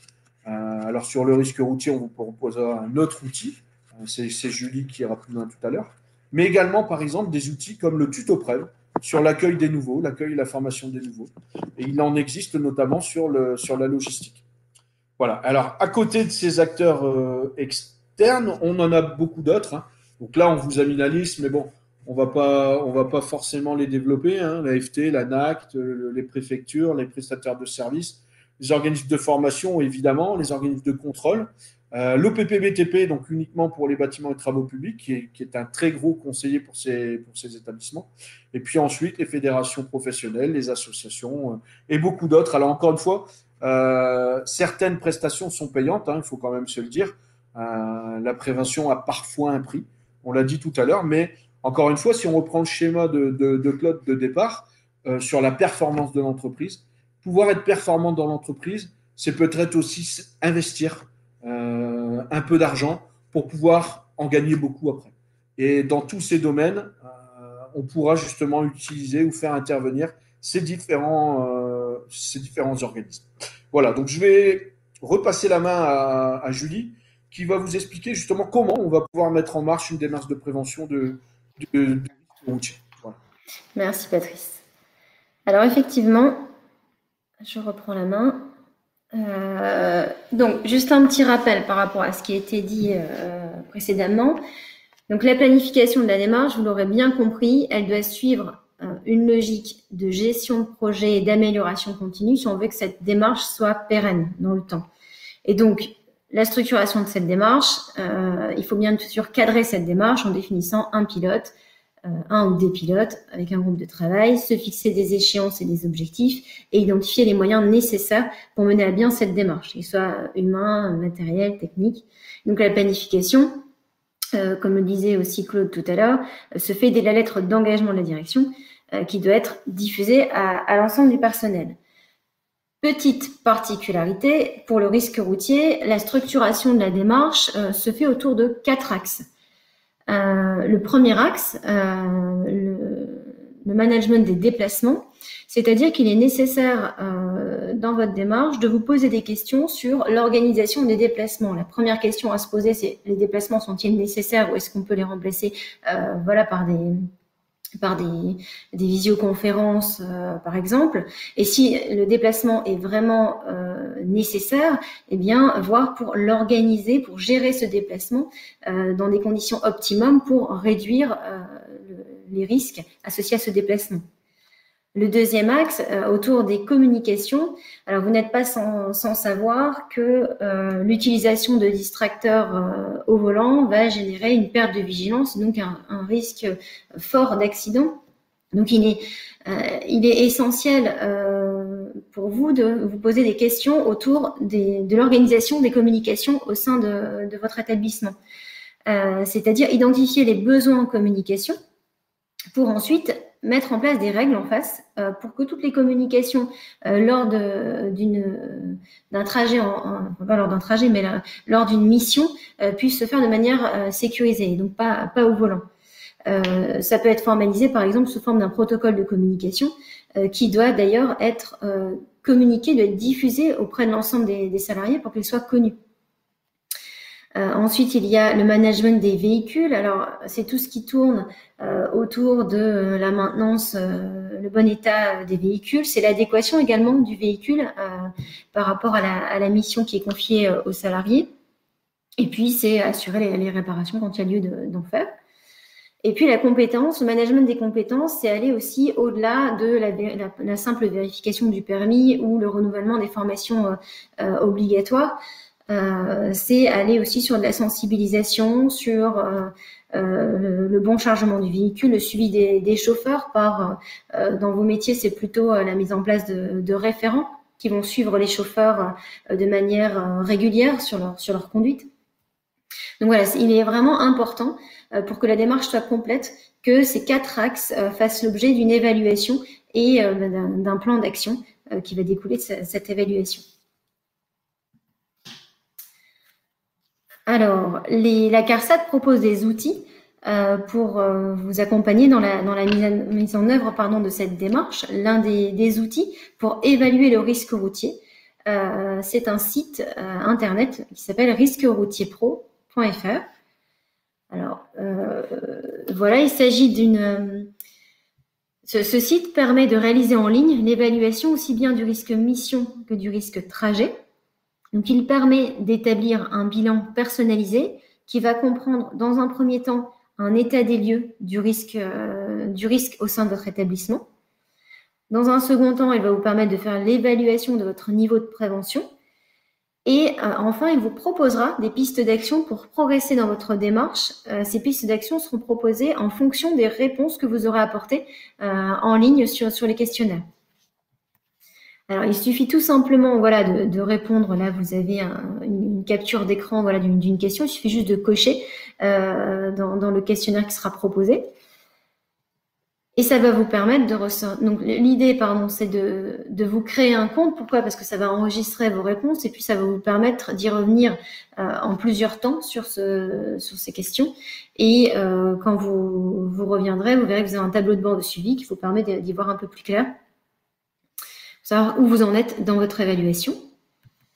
Et donc, ça vous ressort un bilan qui est sous cette forme. Donc, ça vous donne une estimation de où vous en êtes dans votre démarche. Est-ce que vous en êtes à un niveau initial, intermédiaire, socle confirmé? Et puis voilà, ça vous propose des pistes d'action. Donc, sur la structuration de la démarche, parce qu'il est bien évident qu'il est nécessaire, avant même de se lancer sur une évaluation plus poussée du risque routier, de structurer suffisamment votre démarche. Donc, structurer la démarche, c'est ce que disaient Patrice et Claude tout à l'heure, c'est avoir un référent qui soit désigné, formé, donc un pilote de la démarche, c'est évaluer vos risques et puis analyser, donc c'est l'analyse a posteriori et a priori des risques, c'est ce qui était évoqué tout à l'heure par Patrice. Donc ça, c'est bien la structuration de la démarche et puis ça vous donne un bilan sur les 4 axes de management du risque routier. Ensuite, un second outil, donc pour vous accompagner dans l'analyse et la compréhension des accidents qui peuvent être enregistrés au sein de votre établissement, donc une grille d'analyse des accidents de la circulation. Alors, les étapes de l'analyse d'un accident, elles sont les mêmes, quelle que soit la typologie d'accident. Il faut, dans un premier temps, recueillir les faits, les circonstances du dommage, définir les causes et les faits déclencheurs de cet accident et pour pouvoir comprendre comment l'accident aurait-il pu être évité. Donc, à l'inverse d'un constat qui est fait lorsqu'il y a un accident sur la route, on ne recherche pas la responsabilité. Là, l'analyse de l'accident, l'objectif, c'est bien de comprendre l'accident pour éviter la survenue d'un nouvel accident et donc de mettre en place des actions de prévention. Comme le disait tout à l'heure Patrice, des actions qui doivent toujours être d'ordre technique, organisationnelles et humaines. Et donc, la mise en place de ces actions va éviter la survenue d'un nouvel accident. Et derrière, lorsqu'il y a un accident de travail, il est toujours nécessaire de revoir, de se poser la question s'il y a lieu ou non de mettre à jour son document unique par rapport à cette analyse qui a été faite. Donc cette grille, la voici. Alors là, elle n'est pas très claire parce qu'elle est en tout petit, mais on pourra vous la transmettre a posteriori, donc suite à ce webinaire. Donc cette grille d'analyse va vous guider, cette grille va vous guider pour vous poser les bonnes questions et pour vraiment pousser un peu plus l'analyse. Donc elle est orientée sur 5 points. Donc il y a des questions sur l'organisation de l'activité, sur l'activité, sur l'organisation, un point également sur le matériel, tout ce qui est véhicule, sur le côté humain et puis sur l'environnement dans lequel s'est produit l'accident, pour pouvoir mieux comprendre donc cet accident. Donc, parmi les outils qui sont proposés, 2 outils connectés pour vous guider, pour vous aider dans l'animation de la démarche et pour sensibiliser les salariés. Un premier outil qui est un e-learning. Alors, c'est un module de 20 minutes, donc c'est assez rapide, un module de sensibilisation, j'insiste bien, c'est pas de la formation, sous forme de procès du risque routier professionnel, et donc il est structuré en 2 temps. Dans une première partie, ce e-learning va plutôt aborder une partie chiffrée, un état des lieux. Il va également évoquer des idées reçues. Donc, c'est un outil interactif qui va poser des questions à l'apprenant et qui apportera le contenu pédagogique en fonction des réponses qui auront été apportées. Et dans un second temps, il va aborder les notions d'engagement et donc il va mettre en parallèle les responsabilités, les enjeux et les actions qui peuvent être menées, que l'on soit dirigeant, encadrant ou salarié. Donc ça démontre bien, ça met en avant le fait que voilà, chacun à son niveau au sein de la structure, il y a bien chacun peut mener, chacun a des responsabilités et chacun peut mener des actions à son niveau.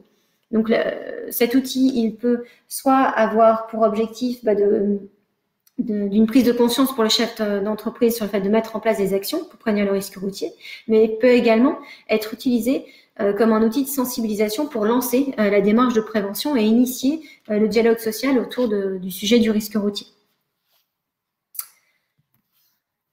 Donc, voilà pour cet outil. Un second outil a été développé également par la CARSAT Hauts-de-France. Il s'agit d'un serious game. Alors, un serious game sur le thème des distracteurs au volant. Il consiste, donc il suffit de le télécharger sur un smartphone, donc sur Play Store, c'est tout à fait, c'est gratuit. Donc, il consiste à conduire un véhicule en évitant des obstacles. Donc, comme vous le voyez dans la capture d'écran, les obstacles sont matérialisés par des cartons. Et donc, il va vous demander en même temps de l'activité de conduire, de gérer une seconde activité liée à un distracteur. Donc, dans un premier niveau, il vous proposera de régler le GPS, dans un second, régler la radio, envoyer un SMS. Et donc, l'objectif à travers cette expérience via le jeu, c'est de déclencher une prise de conscience sur le fait que voilà, vous prenez des risques en utilisant un distracteur au volant parce qu'il y a derrière une perte de vigilance. Donc ça vous fera vraiment prendre conscience de cette perte de vigilance au volant, puisqu'après chaque niveau de jeu, il y a des questions qui sont posées aux joueurs et on se rend bien compte à travers les questions qu'on n'a pas toutes les réponses, donc on n'était pas suffisamment vigilant au volant. Donc voilà, une petite précision, ce jeu pour l'instant il n'est disponible que pour les Android qui ont une version supérieure à 9 et uniquement sur Play Store, donc pas sur Apple pour l'instant. Donc voilà pour ce jeu. Je vais pas passer. Voilà. Pour vous accompagner également, alors certains d'entre vous ayant certainement participé, nous organisons 2 fois par an donc des réunions collectives avec l'AFT, donc à destination de votre secteur d'activité du transport routier de marchandises. L'idée, c'est sur une réunion de 2 heures de pouvoir développer un sujet spécifique lié à la prévention du risque routier et puis de pouvoir échanger notamment sur les bonnes pratiques. Donc une première réunion a été organisée le 23 mars dernier, donc il y en aura une prochaine sur le dernier trimestre. Donc la date n'est pas encore programmée, mais dès qu'elle sera programmée, vous recevrez un lien via votre boîte mail. Donc voilà, un lien pour vous inscrire. Donc voilà un peu tous les outils qui pouvaient vous être proposés dans le cadre du risque routier.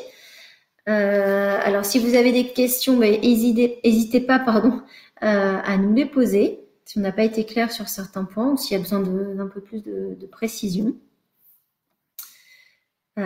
Sinon, nous avons fini notre partie. Alors, on a une première question, il me semble.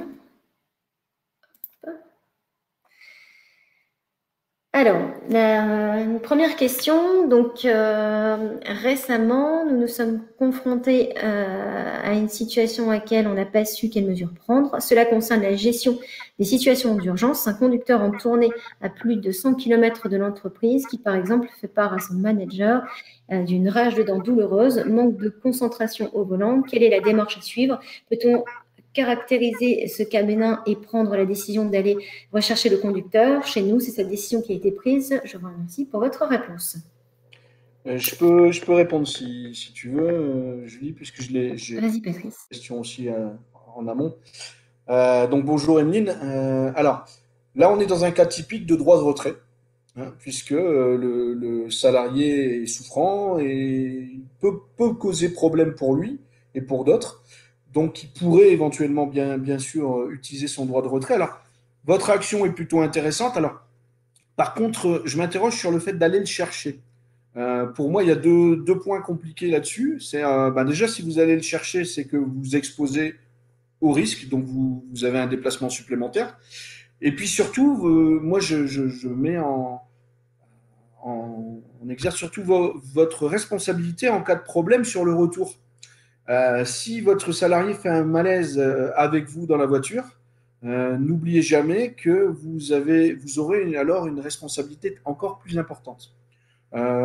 Pour moi, hein, la meilleure des solutions, c'est en effet que ce monsieur ne reprenne pas le volant dans l'immédiat, et si possible qu'il aille consulter un médecin, même s'il est à 100 km de l'endroit où il faut, ou tout au moins qu'il se repose un moment avant de pouvoir reprendre. En tous les cas, il faut rester en contact avec lui. La communication, Claude en a parlé tout à l'heure, la communication va être importante, pas au volant, bien évidemment. Mais l'objectif est de savoir dans quelles conditions il est, comment sa situation évolue. Par contre, aller le rechercher, ça me gêne. Je vous avoue que ça me gêne. On a au pire la possibilité d'immobiliser le véhicule et de le faire revenir en train. Maintenant, encore une fois, il va falloir étudier l'état physique et mental du salarié pour savoir comment on doit agir. Mais en tous les cas, je pense qu'aller aux urgences de son propre gré, ce serait important. Alors, je ne sais pas si Claude et Julie ont des choses à ajouter, mais moi, je m'interroge sur. Je voulais juste rajouter que dans l'évaluation des risques, certes, on peut penser très, très facilement à l'accident, quoi. D'accord? Mais ce qui est important aussi dans votre démarche de prévention des risques, c'est de vous faire un chapitre sur les situations d'urgence. Et les situations d'urgence, il faut pouvoir en identifier quelques-unes et qui peut être justement, pas forcément les dents, mais quelqu'un qui est malade à l'extérieur, qui est en déplacement et qui est malade. Comment faire? C'est-à-dire de réfléchir sur le comment faire pour pouvoir pallier à cette situation-là.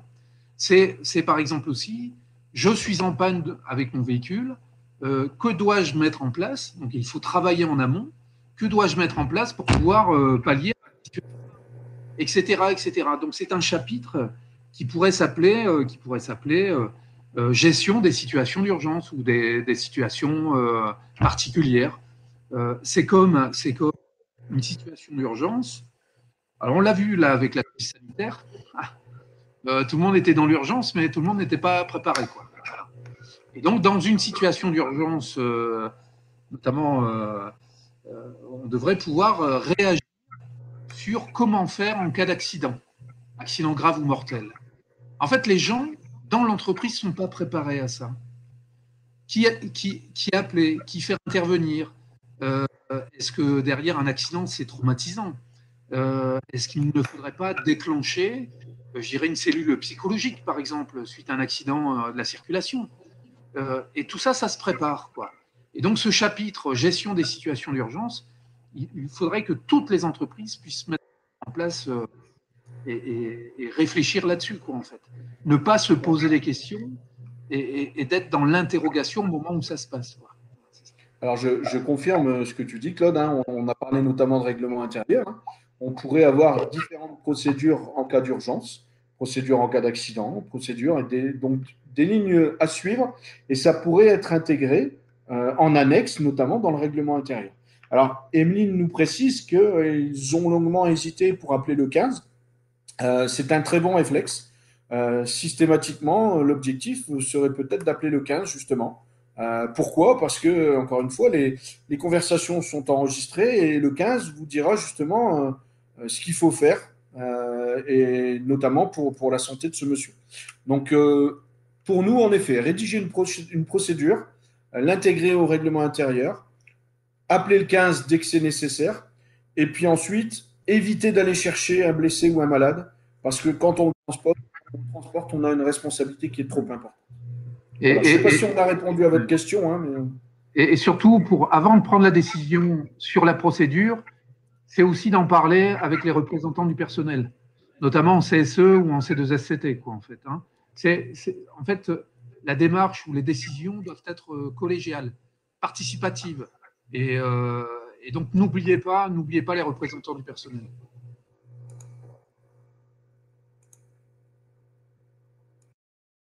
Je ne suis pas sûr qu'il y ait d'autres questions, je ne sais pas. Je ne les vois pas encore. Non, je ne vois pas d'autres questions pour l'instant.